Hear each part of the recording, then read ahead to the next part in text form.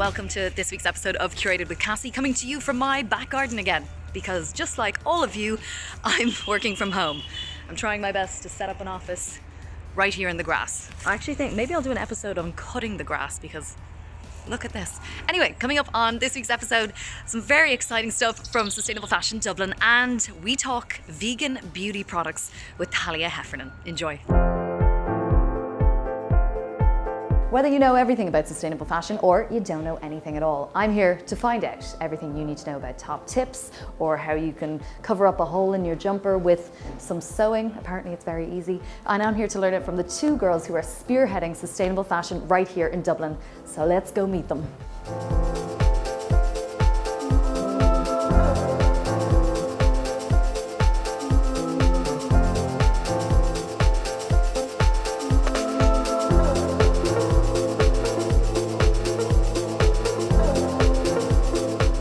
By Taz and Geraldine from Sustainable Fashion Dublin, and you girls, basically you're the go-to, you're the experts when it comes to sustainable fashion here in Ireland, in my opinion. Oh, thank you so much. Yeah, you're welcome. So what I have learned, I met you Taz a few months ago, and I learned a lot about sustainable fashion. So first of all, how did you get into it? So I've kind of always had an interest in secondhand clothing. Okay. I always loved the dig of going to charity shops, and we always say go into charity shops buying secondhand clothing. It's 50% sustainable and 50% smug. Being able to be I got it in a charity shop, flea market, the thrift. Yeah. But I was always into secondhand clothing more so for that reason, more so because I love digging and finding gems, one-off pieces. I liked vintage clothing because no one else would have it, all that kind of stuff. But then more recently I realised the environmental impact of our clothing and realised that the whole secondhand clothing, my whole secondhand clothing interest could be for sustainability reasons as well. So it was linked with both sustainable reasons and ethical reasons, I suppose. I think a lot of people might think that people who are interested in sustainable fashion are kind of anti-fashion, and they're it's all very about being minimalist and having one pair of trousers for the rest of your life. Yeah. But actually we're kind of the opposite. We're all about loving your clothes, injecting a bit of personality and love back into clothing. Okay. So that's why we love kind of customizing them, because it really makes them your own, and then you tend to care for them better, and then they're more sustainable because of that. Okay, perfect. And we've got a pile of clothes here in front of me. So yes. Are these some of your favourite pieces? Yes. Okay, so Taz, first up, talk me through, let's talk about the white with kind of paint on it. This is one of my favourites. I made this maybe about 2 years ago, probably more actually. So it was a white shirt that I got in a charity shop. And I just painted it with acrylic paint. So acrylic paint doesn't come out of clothing. So again, I've had this for 3 years. It's probably been in about 50 washes and it stays on your clothing. Okay. And the thing about this is nobody on the planet has this other than me. Do you know? Which is really cool. It's you amazing. Actually make your pieces quite special, especially when it comes to a white shirt. Yeah, and the things that you can do with a white shirt or anything in a charity shop, because we always say when you're going into a charity shop, look beyond what the item of clothing is. Okay. Think of what it possibly could be if you added a bit of flair to it. Okay, perfect. Let's talk through some of your other pieces. Okay, what else do I have? Oh, this little fella here. This is again a skirt that I got in a charity shop, and I just put French knots all over it. Okay. So with embroidery thread, incredibly simple. So again, you can do that with anything you own. Anything you own, you can add embellishments with thread. Perfect. And this piece here. This piece here, yeah, I love this. So again, just like I was saying, when you go to charity shops, look beyond what an item of clothing is. So this is a size 20 blouse. Yeah. And if I had seen that, I would have thought, no way, obviously it's not going to fit me. But I looked at it a bit differently and thought that I could wear it as a dress. So this waistband can just be wrapped around, and it fits me as a lovely little guna. I did these for EP last year, super simple. Just black paint, and you can just do whatever you want on them. And again, nobody is going to have those items of clothing / wear them like that. They're purely mine, which is really, really amazing. And Geraldine, talk me through some of yours. Yeah, so first of all, this is my favourite item of clothing that I've ever bought. And I got it when I was living in Melbourne, I'd say about 5-6 years ago, and it was at a flea market. I had a little stall, and it was when I had absolutely no money, so I was trying to sell up all my stuff to have enough money to get breakfast. And there was a woman next door to me, and she had this jumper, and I loved it. But it was a tenner, and I was like, no, I'm not allowed to buy anything, not allowed to buy anything. And all throughout the day, I kind of kept on going over and being like, oh, have that jumper, and she's like, yeah, it's just a tenner. And I was like, I can't. I said I wouldn't buy anything. And then at the end of the day, she was like, look, I could see you looking at this jumper all day, it's yours. So I'm pretty sure it was a 7-year-old boy's pajama top, but it works. I love it so much. I love it. So okay, cool. There's that. Then so this jumper I must have gotten in a charity shop a while ago, and there was holes in it. I didn't realise when I bought it, I just wanted something cozy. So there was a big hole in the armpit, is actually where it is. And I mean, old me would have just thrown it out, being like, okay, see ya. But now new me is, you know, I really want to look after every item of clothing I have. So, I mean, why have a hole when you can have a heart in your armpit? So I got that, there's a hole there as well. And Fill your holes with I hearts. know. I mean, somewhere else, like square somewhere. Right there, this. Anyway. Okay, but like, are you good at this kind of thing, or is this something you kind of have to pick up? Honestly, No, honestly, like you can, honestly. Speak for yourself. No, you are good, but as in like, we're not trained in it. Well, yeah, I did a 6-week course when I was in school. Well, Taz isn't trained in Well, it. you learned that on YouTube, and most of our things we do learn on YouTube now, in fairness. A lot of people can learn the basics in sewing on YouTube. You know, you don't need to do a 6-week course in dressmaking to But you mend a wouldn't be hole. able to make a heart like that unless you do a 6-week course. No, you definitely won't. Uneven hearts are It very couldn't be difficult more to make. simple. You guys truly do love it, and like, Yeah. I mean, what's your, I guess, your biggest learn stepping away from everything over the last few years? Like, obviously, as Irish people, we are becoming more aware. So, is your job becoming easier? Definitely. I think like there is an interest there, and a lot of the people who are coming to our events, and when we go and give talks in schools and businesses, a lot of young people are really taking an interest, because they're the people who are on the streets striking. They're the people we hear all the time in businesses, if we're chatting to older people, that their kids that are saying, you're not recycling properly, or we need to get a brown bin. So the interest is definitely there amongst young people, because as we always say, like, people are inherently good, people want to do better, and through your fashion choices, it's a really accessible way that people can try to be a bit more sustainable. I think now it's time for some top tips with Taz and Geraldine.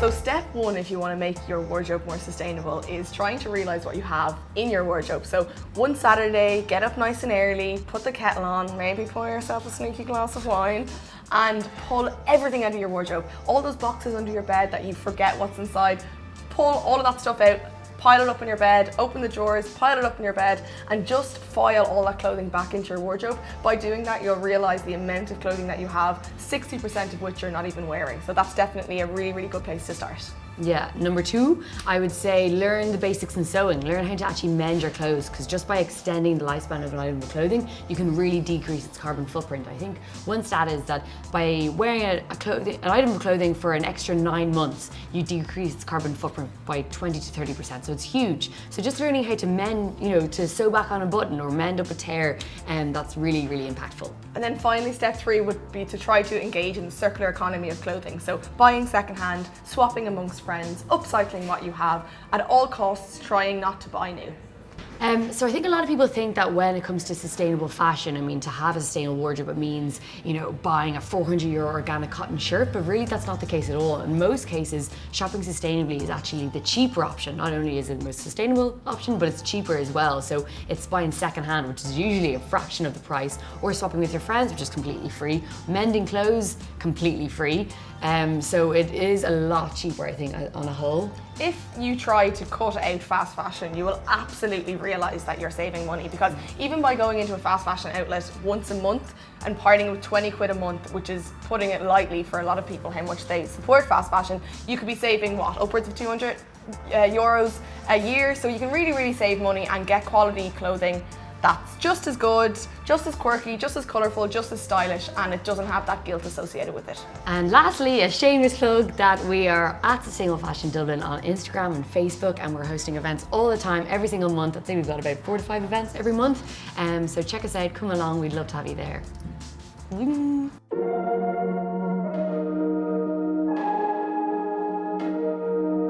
Veganism. Let's forget about the food for 2 seconds and let's talk about the beauty products and the beauty products that are available here in Ireland. Well, Thalia Heffernan, one of my favourite vegans, is going to tell me all.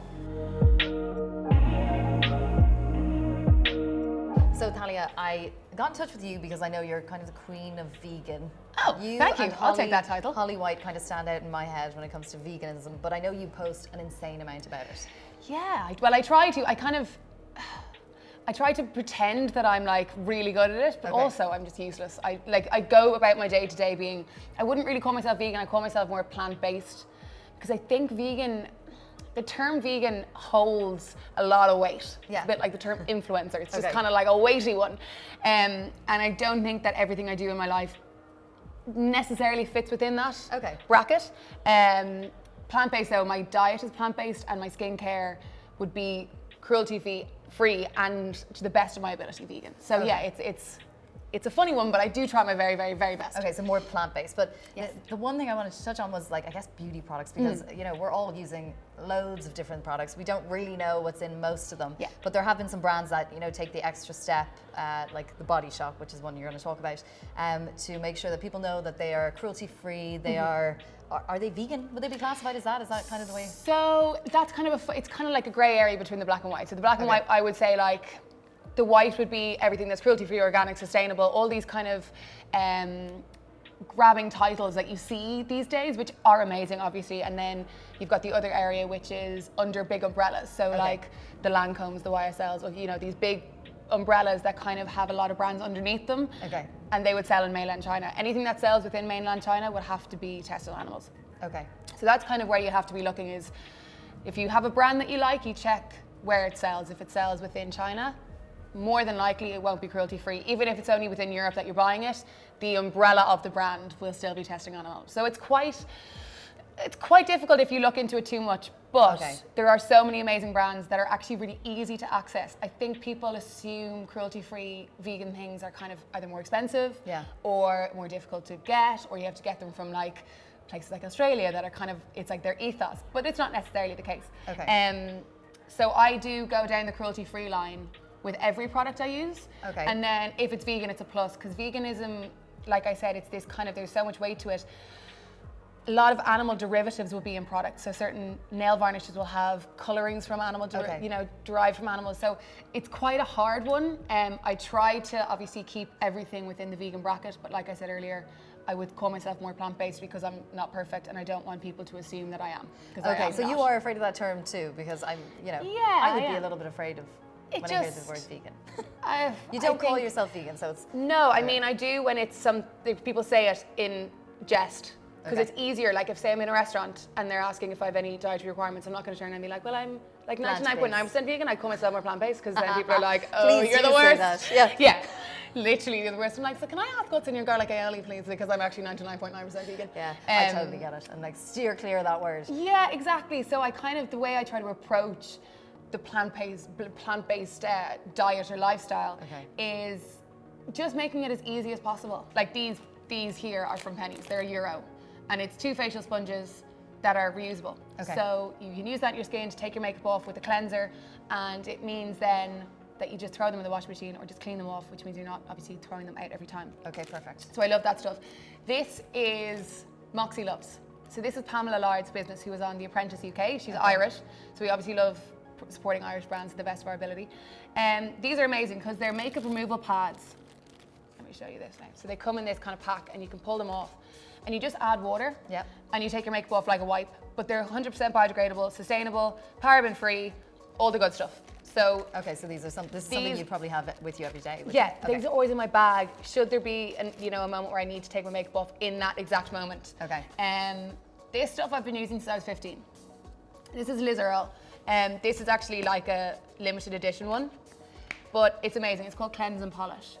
This is a cleanser. They come with muslin cloths, which are, everyone should have a muslin cloth in their bathroom without a shadow of a doubt. Again, it cleans your skin for you. You can put it in the washing machine and they're reusable. Okay, perfect. So that would be taking my makeup off. Okay, so step by step, you're using either of these things? Yeah, so I can use this with either your scrub if you want to really clean your face, or a muslin cloth like this, or they actually come with them. Okay, perfect. So these are kind of my at home, and then that's on the go if I need to take my face off. What else have I got here? This stuff is magic. This is called Skin Made.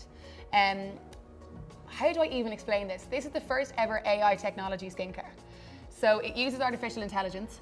You can only get it done in Akina Skin on Leeson Street. So Ivana Breen's place, and I go to her, she's amazing. It basically, they have this machine that scans your skin.